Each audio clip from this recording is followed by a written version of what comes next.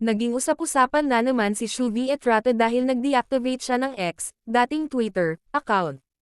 Ang pakiramdam tuloy ng mga merits, mukhang hindi na kinakaya ng young actress ang kaliwat kanang pambabash o kaya naman ay baka nagbuburin na ng mga lumang content.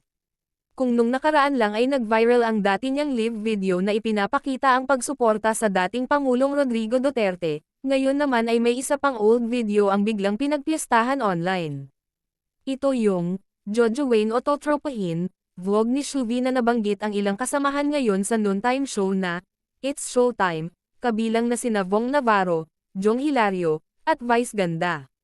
Sina Vong at Jong ay parehong totropahin daw ni Shuvi, pero nang mabanggit si Vice ay tila nandiri siya at napa, iyo. Kamakailan lamang, iniuugnay ng marami ang latest viral video sa naging hirit ni Vice Ganda sa recent episode ng It's Showtime, patungkol sa umano'y gumagamit sa kanya. Marami ang nagtatag kay Shuvi na tila para sa kanya ang naging parinig ng batikang TV host.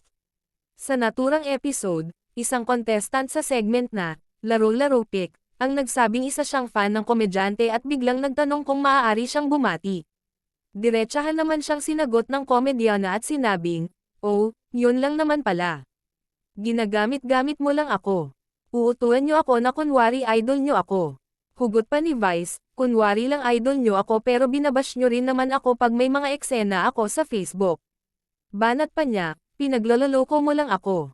Mga ekosera kayo dito. Kunyari close-close tayo pero may mga post naman kayong syaka tungkol sa akin."